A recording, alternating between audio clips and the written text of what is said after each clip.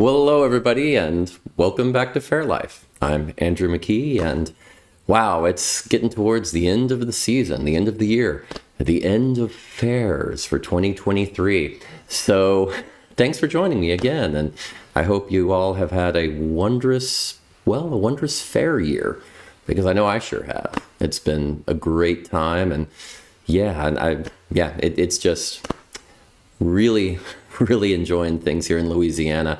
It has been so much fun. And we only gonna have one more weekend left of fair for me. So I'm kind of in that place where I kind of mentally prepare myself to slow down from fair for a few weeks, in the off season, which the off season is usually around the holiday time, around Christmas and New Year's, that time, because they don't have many fairs going on, unfortunately. Kind of a crazy thing, right? So, hey, hello, everyone. Hello to, Damaris and Jan and Sarit and Billy and Drew, and great to see you. Yeah, it is definitely a strange time, kind of a bit of relief, a bit of an excuse to kind of exhale and relax a little bit, but also a bit of sorrow. I mean, when you travel on the road, you kind of get used to it because, you see people that have become good friends, people you've known for years, but you only see them for a few weeks, sometimes a few weeks out of the year. And then you have to say goodbye and go to the next spot. But with here, it's kind of a weird, kind of a New Year's resolution time for people who do fair. Because with this, you kind of say goodbye to the year, and everybody, different performers do it at different times. For some it was last weekend, for me it'll be this weekend, and it's just an odd time, but don't worry, there are still a few fairs left on the fair list to talk about, so we'll get to there in a little bit. And Lisa, yes, to be normal.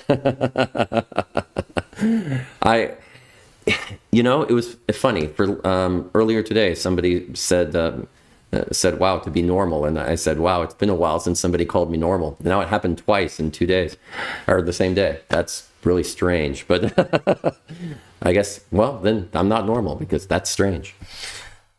Always good. Sorry, I'm in this sort of strange end-of-year melancholy. I'll try to get out of it with your help, and I appreciate it. But there are a few things going on in the news which did surprise me a little bit. Some of you may remember that last year I was talking about the new CD by Beyonce, Renaissance, and I talked about how it was going to really cause problems for Ren Fairs and Ren Fair performers in search engines.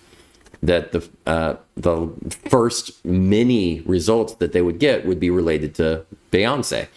And, hey, she's got a marketing empire behind her, so she can really push that out there. And she did, especially with Google. It really, really barraged the search results, even for anything with the word Renaissance in it, but especially if you just typed Renaissance. It's continued. Well, first she did a tour in 2023 for the CD, which normal, that's what you do. But then she did a movie that came out recently, and she wrote, produced, directed it herself, but it's all following her tour, and it's been pretty popular. Now, the problem is whenever you do a movie with a word in it, that really absorbs a lot of the search results. So it's going to be even more difficult than it was before with typing anything with the word Renaissance in it. So prepare yourself. It's never fun. Never fun. Oh, I like that, Nancy. Normal is just setting on your dryer. I like that.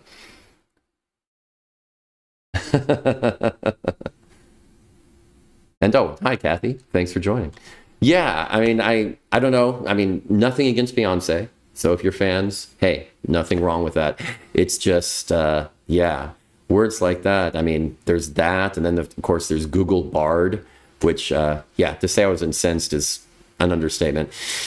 It just makes marketing that much more complicated because when the internet first came out, it was a boon for the independent, artist. You could promote yourself. You didn't need to have this marketing empire behind you. You could do it yourself with just a simple website and setting it up correctly with search engines. And it really helped. And then there were other pages that you could trade links with, or it just kept growing from there where you could market yourself. But now you have these marketing empires are back, and it's hard to stand out when you market yourself. So it's really a challenge. It's really a challenge. I know some of you know exactly what I'm talking about and are going through the exact same thing.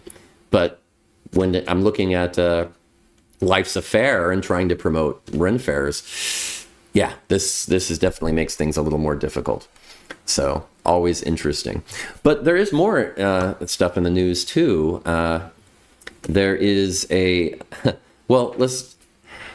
about in 2010, archaeologists excavated a cemetery of the Hospital of St. John in Cambridge, England, and a few other medieval sites in that area to reveal the life stories of hundreds of people from medieval times there.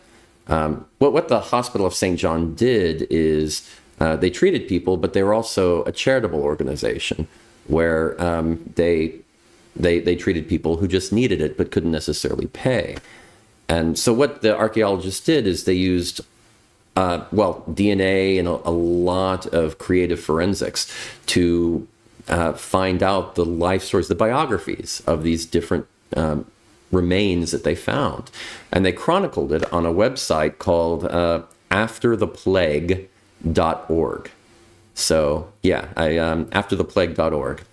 And you can check that out. And it's a simple page. It's not for academics. It's not very wordy. It just has some simple history of the area, history of what life was like in medieval times, in very basic language, just so you can easily follow it and learn a little bit. But it also has some biographies of the people they found and how they arrived at that. And it's really fascinating. So if you want to know a little bit more about what it was like for life in medieval times, it's a really good resource. So check it out. It's very fascinating, and there's not much to it here. I think I can bring up an example of here's the webpage. Aftertheplague.org. And yeah, just, it's if you like history, and if you do, that's why you're here. That's why we're all here. Definitely something to check out and enjoy. So I thought I'd share that with you just because, hey, always fun. And yeah, I guess the other interesting thing is, Damaris, I totally agree with you there. Digging up dead people, not my favorite either. No matter how many times I watch an Indiana Jones film, not my jam. But you're right. It does sound interesting. I mean, the TV shows that deal with bones, like Bones and CSI and all of that forensic science. Yeah, there's a good bit of it that's fake in the TV shows, but some of it's real. I mean, you can learn a lot about a person just from their bones, and it does add an interesting spin to what archaeologists and historians can do, and I like that. I don't completely believe you, but thank you for that. There's always the history, always. But yeah,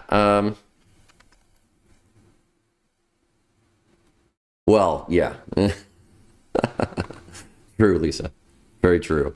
But yeah, the other thing we talked about last week, besides talking a lot about some garb, and we're definitely going to be covering that in the future at Life's a Faire, Alicia and I are already talking about it a bit, is Christmas songs. And I did hear a few Christmas songs at Faire last week, and not many, though.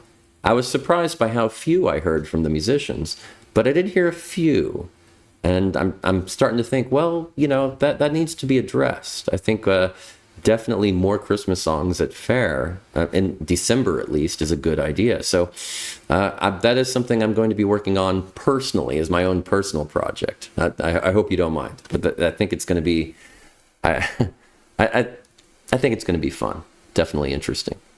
And I guess, are all of you suffering from Faire withdrawal? Are all of you kind of going through that? I know Drew probably is now, because now that the Texas Renaissance Festival is over, that it's kind of that it's kind of a bittersweet thing, right? Though, I mean, isn't it? I mean, it's kind of a feeling of, I need a break.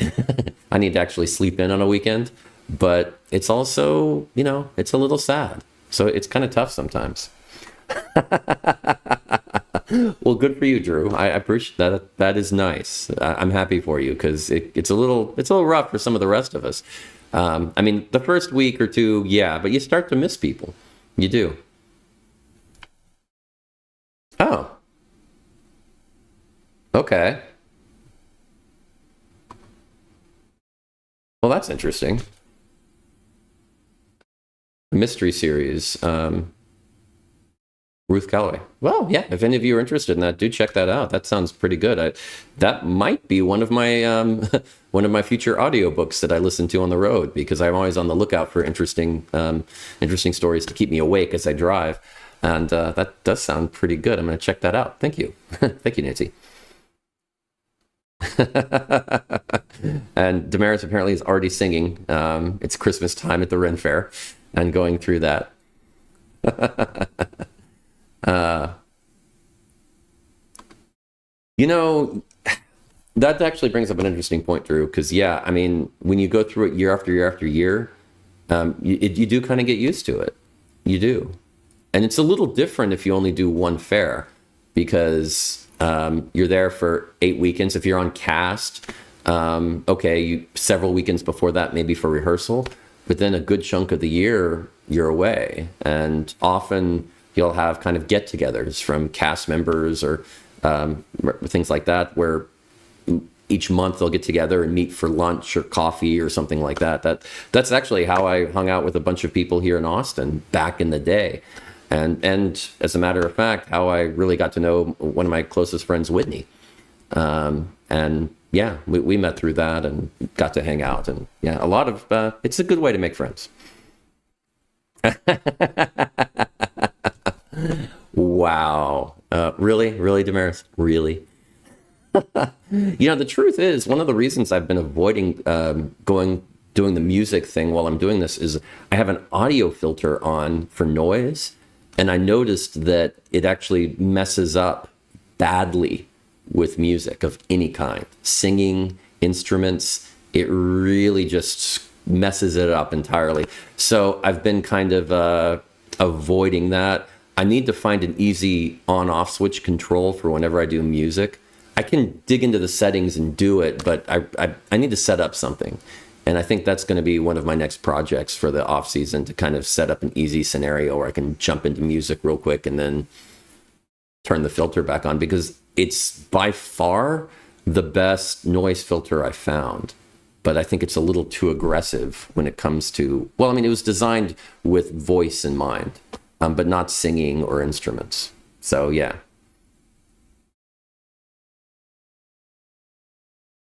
Okay, yes, I will. I will definitely share that, Nancy. I'm gonna, honestly, I'm gonna look into it right after the show and see, because yeah, that is.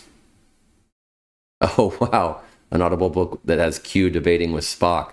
Yeah, well, I mean, it's kind of like a Data and Einstein in some of the episodes of the old Star Trek Next Generation, where they have debates. That's always fun.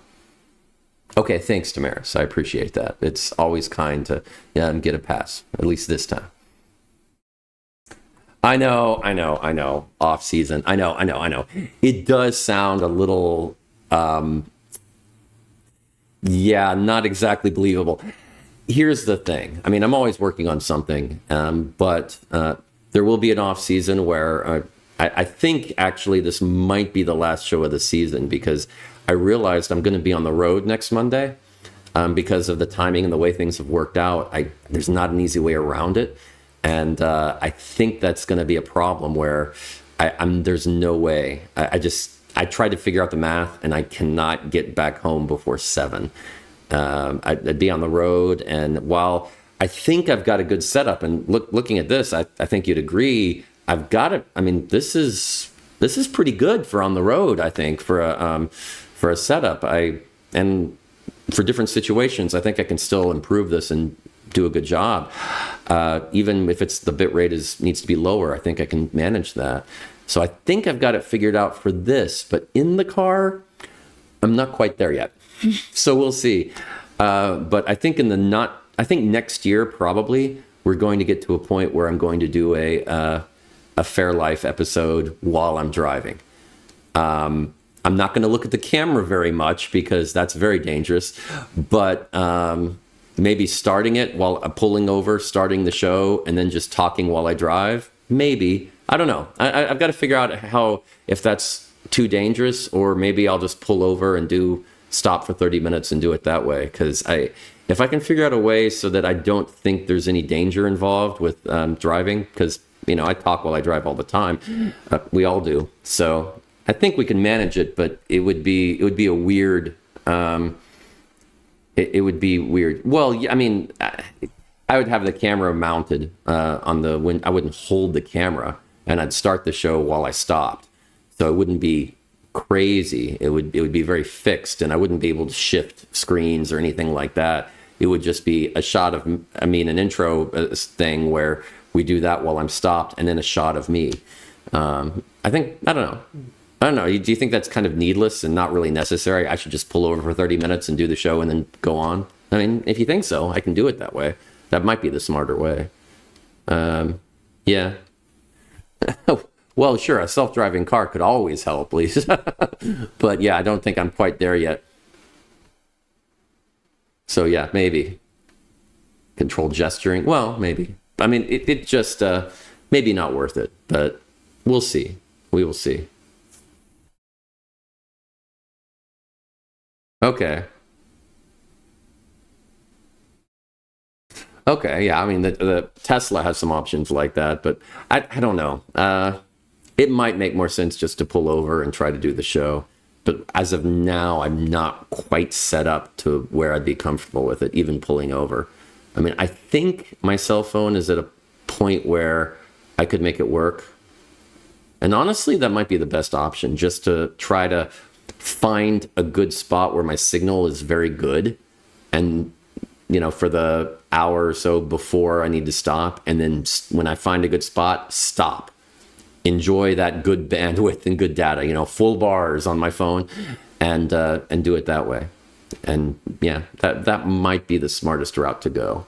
Because driving, signal changes as you drive, and it might go out. And I think that's probably the best way.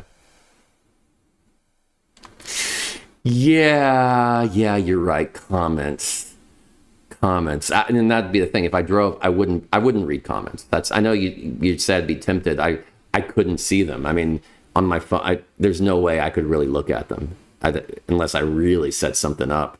But yeah, I mean, it would have to be something where I had a text-to-speech reader that with a Bluetooth earpiece that read comments to me while I was doing the show, and that's just ridiculous. So, and if it's me saying that, it really is ridiculous. So yeah, I think you're right. Oh, and Alicia joined. Yay! And you forgot that it was Monday. I mean, sometimes when I wake up Monday morning after Faire, there is a ridiculously long time where I have no idea what's going on. Sometimes, yeah. Mondays, my favorite thing about Mondays is as long as I don't have to get out of bed early at all. That's the best. Oh. Do it like a road podcast? Okay. Yeah, I mean, maybe. But I mean, it wouldn't be very interactive, Kathy. That's the thing. And that was the problem. I mean, I think Sarit was saying that I couldn't do comments. And I think a lot of people like the interaction, and I like it too. So I guess what I could do is I could do a separate thing where I kind of do a podcast where I just talk for a little while I'm driving and do that. A new On the Road with Andrew podcast. I don't know. That might be a little too egocentric, even for me. But I don't know. We can see. There's a possibility there. Yeah, probably true. Fair enough. Well, Alicia, hey, I'm just glad you're here because we always miss you. So glad you're here with us. Oh no, it's already started. I opened my mouth, so now there's going to be demanding comments about it. Okay, we'll see what we can do. I think it's a pretty interesting idea to do some on the road podcasts, just to kind of reminisce or talk about the previous week or the previous fair and what you just did. I mean, you could do fair wrap up podcasts where you finish a fair and then you talk about that fair alone, all the stuff that happened, week to week to week, and things you remembered. I mean, highlights. Yeah, kind of like that. Because, I mean, every once in a while you'll have a day or sometimes a weekend that's, to be blunt, a little boring. I mean, maybe it's very rainy, not many people show up, or, sometimes nothing really happens. And then other days, you'll have one day at fair where crazy, fun, cool stuff happens all day long. So combining all that together at the end of one fair run might be a smarter way. It wouldn't always be consistent because it wouldn't be week to week, but, some would be after a few weeks, some would be after maybe a month or two. I don't know. Maybe doing a monthly. I don't know. I have to think about that. This is a good idea, and I could go on and on about this for the whole show, and we're already at 7:22. So yeah. I'm sorry, Lisa. I'm taking it too seriously. Oh, Alicia, you're right. So, are you saying that maybe you and I should do the podcast together? Is that what you're saying? Because you are one of the best people I know to tease me and make fun of me. I mean, you are, an expert at this point. So maybe we should do something like that. The Lone Fair Ranger. Now, great. Now I've got the William Tell Overture in my head. Thank you. Thank you very much for that. Thank you. Oh, convention wrap-ups? Okay. Well, we can look at that. I like this idea. I think it could be fun because there's always fun stuff. I mean, from Gen Con, it would just be right after one weekend. So some stuff would be weekly, believe it or not. But then there might be a good pause in between. I don't know. Would a podcast work if it wasn't consistent? Because I know part of the things people like is the consistency of the podcast. If you do it every week or every 2 weeks or every month, it tends to do better. I wonder if having an irregularly timed podcast would be popular. I don't know. Oh, you're good at many things, Laisha. Don't worry. Don't sell yourself short. And thank you, Lisa. I appreciate that too. But no, okay. I like where this is going. This is pretty cool. Okay, good ideas. Let's go ahead and jump and do the fair list now because, well, it's important and I don't want to forget it. But yeah, let's see. We've got, just a few. Close to what we had last week, but a few dropped away. So here we go. Let's go ahead and get the, make sure I get the pet friendly. Yay! Cool. Do like that red laser dot. Woohoo! Oh, Alicia, please. Anyway, let's see. Let's start out with the. Well, we'll start out from east to west like I normally do, and go with the Orlando Renaissance Festival right here in Orlando, Florida. And this is the second weekend out of 2, so this is its last weekend. So yes, just from December 2nd to December 10th. Then jumping down to the Suncoast Renaissance Festival in Sarasota, Florida. And this is the last weekend of that one. It had 4 weekends, and this is the last one. And the theme is Vikings. So something that's fun there. Then jumping over to where I am, yay, in the Louisiana Renaissance Festival. And the last weekend here, it is the 6th weekend there. Oh, wait, no, I think I did that wrong. I don't think it is. Suncoast, it's not Vikings this weekend. It's something else. Oh, well, it's probably Christmas. They always are at the end. But anyway, yes, that Louisiana. So this is in Hammond, Louisiana, and the last weekend there. And it is a ton of fun over there. I really enjoy that fair, so do check it out if you get a chance. Then jumping over to Texas, we have the Yule Viking Festival at Avalon. Avalon Fair goes on in the spring as well, but they have a Viking Festival in the fall, a late fall. Well, let's be honest, winter. And it is in Kilgore, Texas, and only in December, from December 2nd to 17th. And this is the second out of 3 weekends, so it's going to be going on the following week too. Then we have one that just popped up in New Braunfels, the New Braunfels Renaissance Fair in New Braunfels, Texas. Now that is just one weekend, this weekend. It's a 3-day weekend, Friday, Saturday, Sunday. And the theme is a traditional Christmas celebration. So, Saritza will be there. That's great. So excellent. Then going out to California, because you said you wanted to know about those Dickens fairs. We have the Great Dickens Christmas Fair in Daly City, California, and it is the 4th out of 5 weekends. So they've been going since mid-November and still going strong. So they have a couple of weekends left of that. And there you go. That's all we have. Not many fairs going on in the fall and in December, especially around here. Yeah, really crazy, right? Why? I mean, so you know what? Let's go ahead and do a 7 reasons we need more fairs in December. Because we do, right? Don't you think? Let's do it. I like this. We're going to do this. Let's see. Here we go. 7 reasons. So 7 reasons we need more fairs in December. So number 7, vacation time. And here's the thing.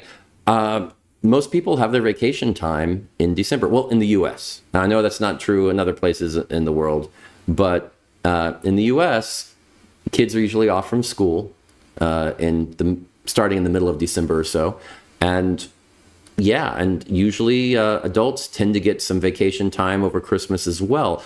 So it's a great time to have a long vacation and go out and do something. Unfortunately, around that time of year, there's not much going on. So it's really, I think it would be really cool to do that. Also, as far as performers, we're not working at that time of year. So for fairs, so it's great for us too. So I think it would be really, really nice. There you go. I totally agree with that, Alicia. Totally true. Totally true. Okay, number 6. It's great for holiday shopping. I mean, come on. I mean, if you're going to do gift giving in the holiday season in December, I mean, why not go to a festival you have fun with and then you get to buy stuff for your friends and family. Why not? I think it's a win-win. It's also a good excuse. And if you're going to buy something for friends and family, hey, support local merchants or crafters or performers. It's great. Okay, number 5. Most garb is warm. I mean, okay, I'm a Southerner. It's just true, and I'm used to warm temperatures through most of the year. So the garb I have is some of the warmest clothing I own. So a chance to actually use it in cold weather is good. I mean, I have some pieces of garb that I wear a few times a year, and that's it. I hardly ever get to wear it. And I know a lot of performers, cast members, and patrons are in the same boat, because a lot of traditional garb, the more traditional it is, the warmer it is, and the less it works well at a Southern fair, especially. So yeah, I think a good, yeah, totally, Kathy. Yeah, multi-season garb is a must. But you know, I mean, you always have those pieces that are strictly for cold weather. So yeah, definitely. Totally. So let's go with number 4. It's an excuse for new garb. So if you have that multi-season garb, well, if you have a Christmas time fair or a holiday fair or a winter fair or, you know, something like that, I mean, well, you might as well get some new garb that works with the theme. And That's always great. I mean, that was always one of the fun parts about doing a Dickens fair with your friends. I mean, it's like, well, now I have to get a new outfit, and that's great. So yeah, I think it's a good excuse, and it's always fun to get new clothes that you like. I believe you, Damaris. I think you probably could. Oh, and Alicia, that is true. I have used my cloak in several situations. I mean, not just as a blanket, although it works great for that too. It's always handy. So yes, number three reason why we need more fairs in December: unique branding. I mean, I mean, here's the thing: Ren fairs, there's always differences between a fair in California and a fair in Carolina. I mean, there are going to be differences, but there are a lot of similarities. I mean, they're all going to have a joust, they're all going to have this, and they're all going to have that, and it's. I mean, the land is a little different and all of that, but they're not cookie cutter, but they are kind of similar in a lot of ways. So having a holiday fair or a Christmas fair, I mean, you can really change things about it and make it very unique. I mean, think about some of the events, the performances, the look. I mean, just so many possibilities. I mean, the gingerbread houses alone, it's so many. It could be great. I mean, yeah, the design, decor, everything. I mean, you could really make it something special and very, very unique. So down with Dickens, I say. Set something up that's not the 19th century. I think that's a good idea. Number two. Actually, that's a really good point, Alicia. When trying on garb, so much better when it's cold out versus scorching heat. If those are the only two options, totally agree with you. Totally agree with you. Number two. Well, I mentioned the fair, but also cast and performer themes. I mean, think about cast members who can come up with characters that are very holiday themed and get away with it for the entire event, for several weekends. That'd be pretty cool. I mean, yeah, I think it'd be kind of interesting. And performers too. I mean, performers can have special shows in December that really sets them apart from the rest of the year. And I mean, maybe we should do that anyway. Now that I think about it, it might be a smart thing, but we really don't, because there's no fairs going on at that time, at least very few at the very beginning of December, and that's it. So I get it. Right? Think about it, right? I mean, just imagine all the booths are like gingerbread houses and look like that. I mean, wow. Yeah, I like it. I'm just saying. I mean, you could have design your own gingerbread house contest, and it's actually designing booths. I mean, I like this. Wow, really? I like this. Gingerbread castle. Now you're thinking. Now you're thinking holiday season. Yes. Very good. Right? And it's important to have those options. I totally agree with you, Alicia. I'm sorry. I know. I've spoiled things for you. I showed you a glimpse of what might be. But don't worry, these are only shadows of what might be. They're not real, and they cannot see or hear you.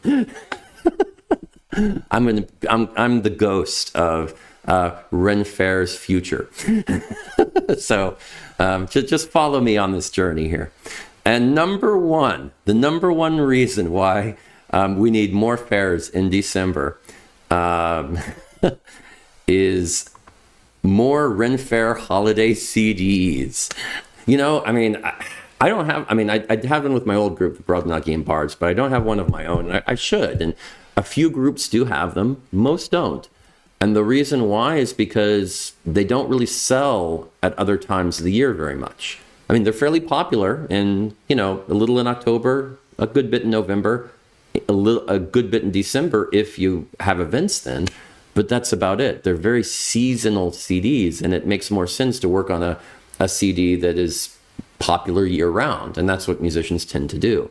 But, if they have several CDs, they'll theme one sometimes, but it's, I think if you had more events in December, there would be a lot more a lot more emphasis put on them, and we'd have a lot more Christmas CDs.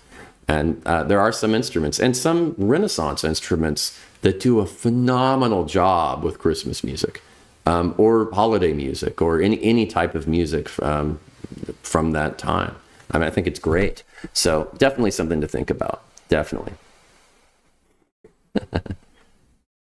Ooh, oh, Healy's been doing. Oh, you've fallen down the Hallmark Christmas movie.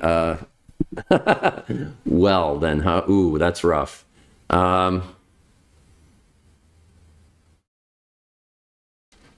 yeah, right. Okay, yeah. Okay.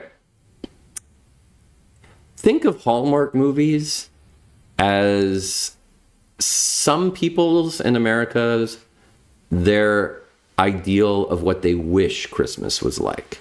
Not what it is, what they wish it was like. A lot of art reflects that. It's very idealized. I mean, in painting, in literature, in movies, I mean, it tends to do that. And I think Hallmark movies are a really good example of that. And it's not everybody's ideal, don't get me wrong.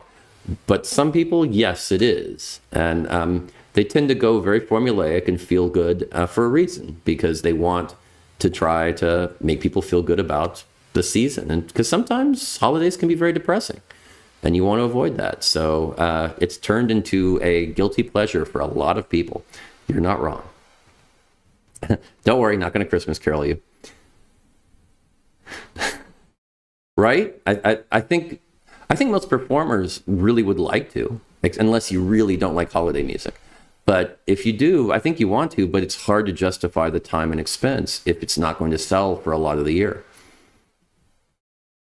I know, I love that, Lisa. The idea of a gingerbread castle. I'm already having visions of sugar plums dancing in my head. I'm not going to lie. Thanks, Kathy. I totally agree. Yeah, I think that's not a bad way to look at it. I mean, I think that's a good description. I mean, the Hallmark, the rest of the year, it's evolved a lot over the last, 20 years, really. I did some videos with Shakespeare to Shakespeare reviews a few years ago, and we reviewed different Shakespeare movies, and we ended up doing a Hallmark movie that was Shakespeare based, and we reviewed it and had a good time. But I went ahead and dove deep into the history of the Hallmark Channel and what they've done over the years, and it was quite interesting. So yeah, it has been. Oh yeah, Opal and Jade's Christmas CD is very good, and the groups that do it, they have a great time with it. But it's one of those things. It's just hard to really do. And Chase Treasure, yeah, I mean, you get the a cappella vocalist CDs. It's a lot easier to do vocal CDs and record those than to do full musical instrument CDs. I mean, it's a lot more difficult to put that together. So I think that's what you're going to find. You're going to find a lot more a cappella singers doing Christmas music, but you still find other musicians doing it too. Oh, thank you, Neely. I appreciate that. Thank you. Just a little trivia. I'm not saying it'll happen, but Shakespeare and I, we were talking. I mean, he's at the Louisiana Ren Fair, and we were talking about maybe doing another one. Maybe I shouldn't say anything because it might not happen, but we did talk about it, and we'll see. We were hoping to record it while we were here, but I'm not sure if it's going to happen. We might still have to go remote, but I think we might record something in the next couple of weeks at the very least. So stay tuned for that. Yeah, I know. It a little nice extra Christmas present for all of you who like those. So yes, definitely fun. Why, Alicia? I have no idea what you're talking about. Well, it's already 7:40, so I probably should call it here, but I just wanted to give you a full show and have some fun, because since I'm not going to be on next week, and we're starting to get into December, so it might make sense to call it there for the season and get back together next year. But you know what? I don't really want to do that. I kind of want to. I kind of want to at least have one more show for what it's worth. I really do. So I'm thinking if y'all are okay with it, I might do one more show, not next week, but the week after, and call that the last show of the season. I think we're going to do that and do a special holiday show, and we can all be goofballs and wear Santa garb together. So I like it. It'll be fun. So let's that'll be the last show of the season, and then we'll get together next year. So this is not the last show. Yeah, we'll call it the holiday special. I like it. I like it. That's what it is. That is right. Oh, is that your birthday? Perfect. Yeah, let's see. Let me check. Is that? Let me see. That's okay. The 18th. Cool. Fair enough. Fair enough. I like it. I like it. So I will see you all then. Have a wondrous week and a wondrous month. And as always, a fair life. Take care. Bye.